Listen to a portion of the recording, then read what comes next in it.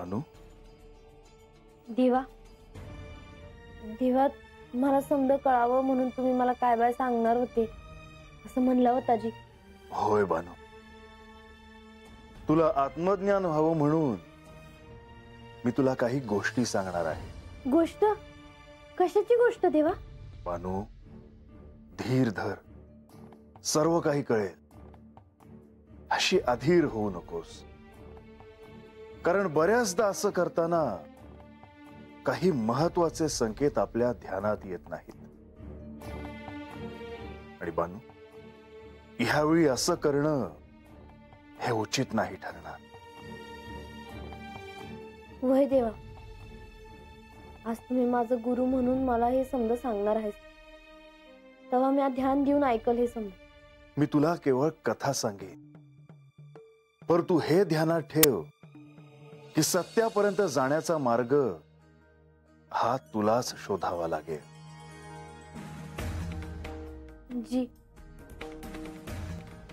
बानू, म्हाळसेला सत्य काय आहे हे कळावं म्हणून मी ऋषींच्या वेशात जाऊन तिला सहाय्य केलं होतं, हे तुला ठाऊकच असेल. वय जी. त्यावेळी मी तिला देवींच्या शक्ती रूपाबद्दल काही कथा सांगितल्या होत्या.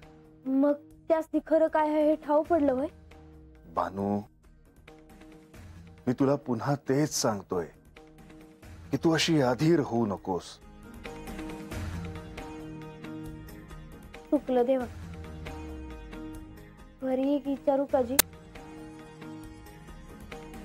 विचार. नाही म्हणजे तुम्ही म्हणला सा का मला तुम्ही देवींच्या गोष्टी सांगणार आहेस. होय. मग त्या ऐकून मला ह्या कोण हाय हे कसं कळणार देवा? कारण ही सर्व शक्ती रूप हे त्या आदिशक्तीशी निगडित आहे. ही सारी आदिशक्तीचीच रूप आहे. आणि बानू, ह्या शक्ती रूपांशी तुझा संबंध आला आहे. त्यामुळे त्या शक्ती रूपाबद्दल जाणून घेणं हे तुला आवश्यक आहे. वयजी. बानू, आता तुझं सारं चित्त एकाग्र करून मी जे काही सांगतो आहे त्याच्याकडे ध्यान देऊन ऐक. मी तुला आता जी कथा सांगणार आहे ती कथा आहे देवी मंगल चंडिकाची. मंगल चंडिका देवी? होय बानू, देवी मंगल चंडिका जी दुर्गा देवीचा एक अंश आहे, जी शक्ती रूपाने आपल्या भक्तांवर सदैव कृपादृष्टी ठेवून असते. देवा एक विचारू का जी? नाही म्हणजे तुम्ही म्हणला सा का ह्या देवी दुर्गा देवींचा अंश आहे की असं म्हणते? होय बानू. मग त्यांचं नाव हे का आहे जी? सांगतो. देवी मंगल चंडिका ही भूमिपुत्र मंगल यांची अभिष्ट देवता आहे, ज्यामुळे तिला मंगल चंडी अथवा मंगल चंडिका या नावाने संबोधलं जातं. आणि सर्वत्र ह्या नावाने तिचे पूजन केले जाते. ओम ह्रीं श्रीं क्लीं सर्व पूजे देवी मंगल चंडिके. ऐं क्रूं फट् स्वाहा. हा 21 अक्षरांचा मंत्र हा कल्पवृक्षा समान सर्व भक्तांची मनोकामना पूर्ण करणारा आहे. बानू, आता मी तुला देवी मंगल चंडिके हिच्या रूपाबद्दल सांगतो. ही देवी नेहमी यौवनात असणारी, सदा 16 वर्षांची असते. ही देवी सर्व रूप गुण संपन्न, कोमलांगी, मनोहारिणी आहे. पांढऱ्या चंपा फुलाप्रमाणे ती गौरववर्णी आहे. सहस्त्र चंद्रांच्या तेजाप्रमाणे मनोहर अशी तिची कांती आहे.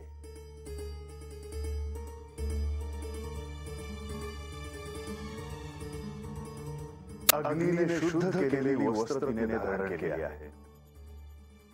रत्नमय आभूषण तिने धारण केली आहे. मल्लिका पुष्पाच्या वेळीने तिचे केस सजले आहेत. बिंबासारखे तिचे लाल ओठ आहे. सुंदर दंत पंकती आणि शरद ऋतूत उमललेल्या कमळाप्रमाणे तिचे मुख आहे. आणि त्या मुखावर मंद हास्याची छटा तिला शोभून दिसते.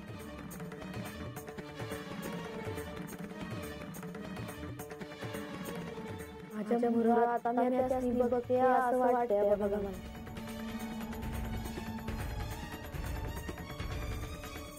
ही मंगल चंडिका देवी ही सर्व दुःखांचा नाश करणारी, सर्वांना आनंद देणारी, सर्वांचे कल्याण करणारी आहे. शुभा मंगल दक्षा शुभमंगल चंडिका, मंगला मंगल करणारी, तसेच सर्वत्र मंगल मंगला म्हणून ओळखली जाणारी आहे. सप्ताहातील मंगळवारी ह्या देवीची पूजा केली जाते.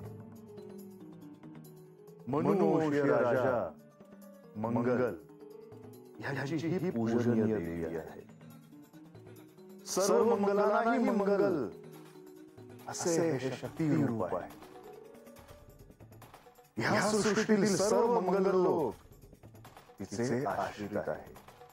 ही देवी सर्वांना मोक्ष देऊन मंगल करणारी आहे. संसारातील ही मंगलधारा असून सर्व कर्मांच्या पार आहे.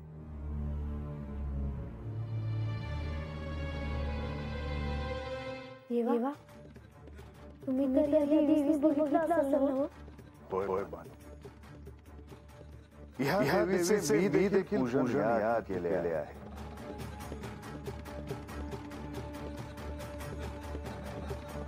हे काय सांगता देवा? होय बानू. त्रिपुरासुराच्या वधाच्या वेळी मी ह्या देवीचे पूजन केले. त्रिपुरासुर? होय. त्रिपुरासुर तारकासुराचे पुत्र.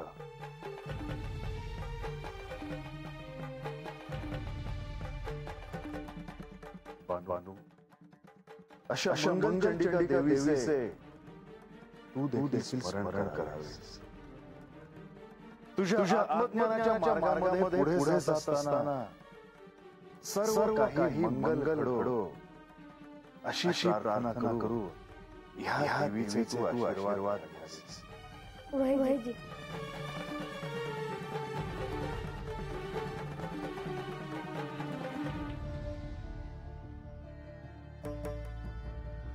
देवी, तुमच्याबद्दल मला आज देवांकडनं कळलं बघा.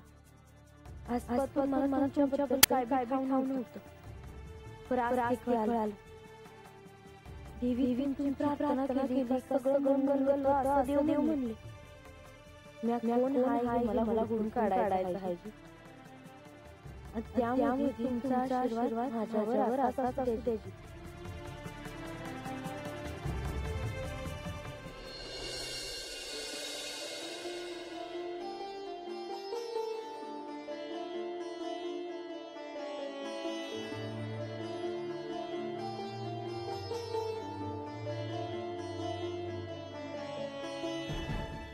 नारायण नारायण. मुनिवर, बराच दिवसांनी गडावर दिसत आहात. हो, यावेळी भ्रमण करताना जरा गेलो होतो, त्यामुळे विलंब लागला. असो, आपण भेटलात की आनंद होतो. नारायण नारायण. आपण कुठे बाहेर गेला होता का? हो, मी बाणाच्या वाड्यावर गेलो होतो. हो का? आता श्री म्हाळसादेवींना सत्य समजल्यामुळे पाणाईकडे जाताना श्री म्हाळसादेवींची अनुमती आपल्याला घ्यावी लागत नसेल. मला मातीनेच भांडे पाठवलं होतं. नारायण नारायण, आश्चर्य आहे. त्यांनी स्वतःहून आपल्याला पाठवले का? मी याबद्दल काही विचारू शकत नाही, पण कारण कळावे अशी उत्सुकता वाटते. देव गडावर यावे म्हणून मी संदेश घेऊन गेलो होतो. म्हणजे आता तात्काळ देवाचे गडावर दर्शन होईल? नाही, असे नाही होणार. परंतु आपण संदेश घेऊन गेला होता ना? पण देव लगेच गडावर येणार नाही. जे प्रत्यक्ष श्री म्हाळसादेवींचा संदेश देवांनी नाकारला तर नकार नाही, ते नंतर येईल गडावर. म्हणजे आता देवांचं दर्शन घ्यायचे असेल तर पाणाईच्या वाड्यावर जावे लागेल. आपले प्रश्न संपले असतील तर मी जाऊ का? क्षमा असावी.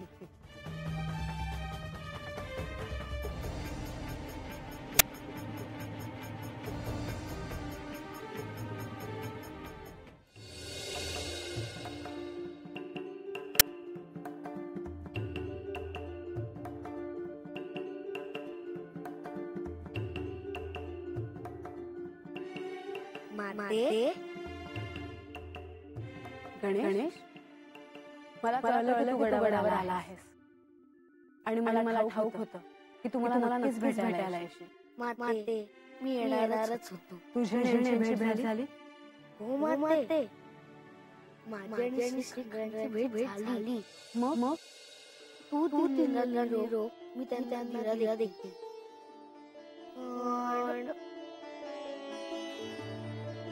पण काय? या क्षणी ते नाही येणार असं सांगितलं. काय म्हणाले हे? श्रीखंडेरायांनी पाण्याला सहाय्य व्हावे म्हणून शक्ती रूपाच्या काही कथा सांगणार असे ठरवले आहे. त्यामुळे बाळाला निश्चित सहाय्य होईल ह्यात शंका नाही. ही चांगली वार्ता आहे. बांधवांचे हे एकाग्रतेने श्रवण केले तर तिला खूप सहाय्य होईल. आणि म्हणूनच त्यांनी त्यात न येणं ठरवलं असावं. हे बांधवांना सहाय्य करता चांगलंच आहे, पण मी तिची परीक्षा घेणं होणार नाही हेही सत्य आहे.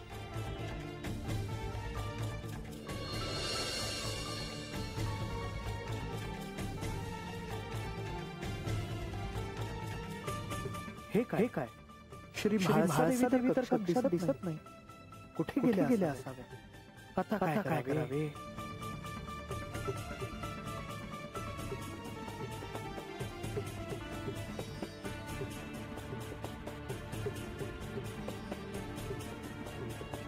मला देवीची प्रार्थना करायला हवी. कदाचित त्या आशानेच मला दर्शन देतील.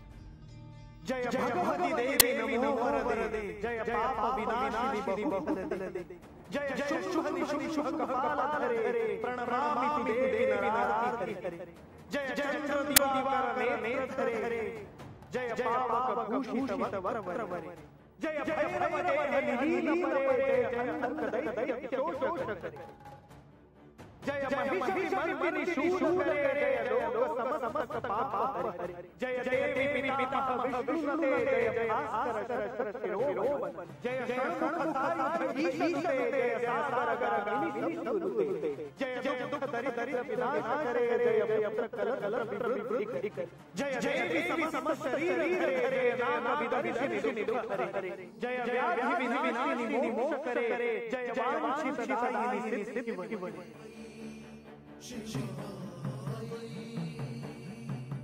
मुनिवर,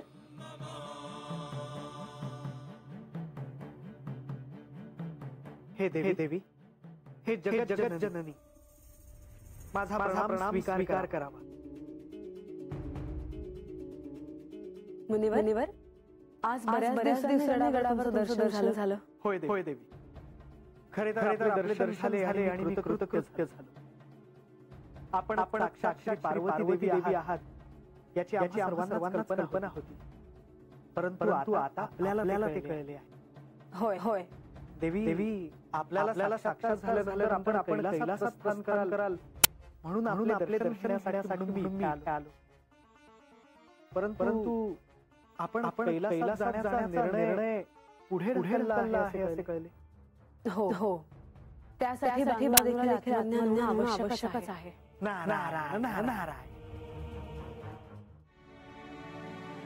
मुनिवर तुमचे आभार मानायला हवे. या आधी जर तुम्ही मला मार्गदर्शन केले नसते तर ती हे सारा प्राप्त करू शकली नसती. देवी त्यात हरकत नाही. या शिवलीलेतील माझ्या दायीची मला पूर्ण जाणीव होती. परंतु देवी आज मलाही काही सांगायचे आहे. बोला मुनिवर. मी बानूला अनेकदा सहाय्य केलं. त्यावेळी तुम्हाला त्याचे स्मरण नव्हते. त्यामुळे तुम्हाला माझा राग आला असेल. माझ्या अजूनही स्मरणात आहे देवी. मागे आपण मला गड सोडून जाण्याची आज्ञा दिली होती.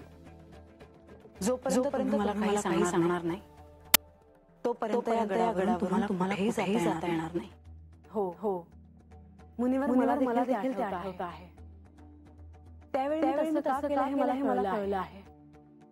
पण आज मला कैलासात तुम्ही भेटायला आला होता तो क्षण आठवतो.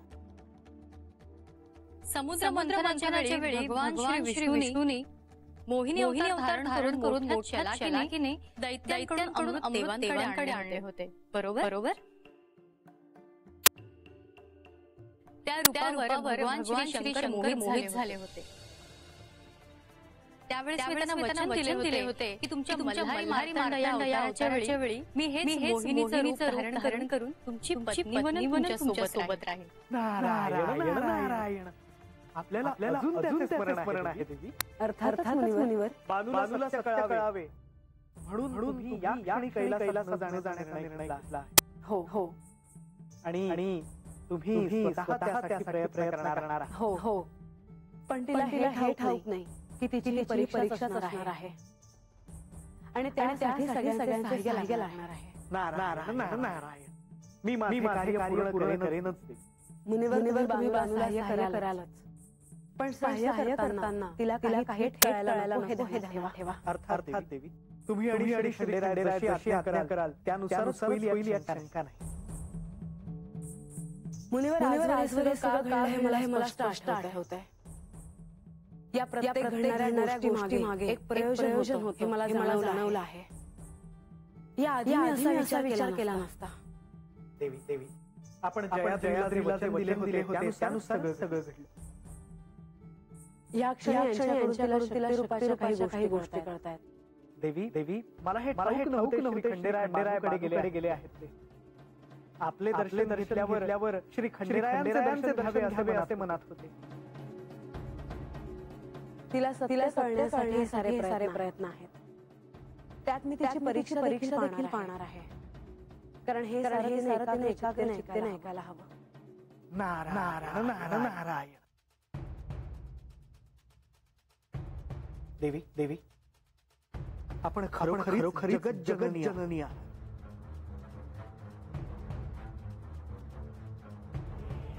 आपण खरोखर महान आहात देवी.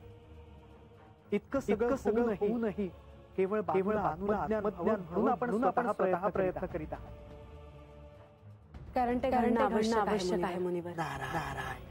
नारायण आणि ही गोष्ट कोणालाही ठाऊक नाही. त्यामुळे नारायण माझ्याकडून याबाबत बानूला काहीही कळणार. तुमच्या आणि खंडेरायांच्या अनुमतीशिवाय मी बानूला काही सांगणार नाही.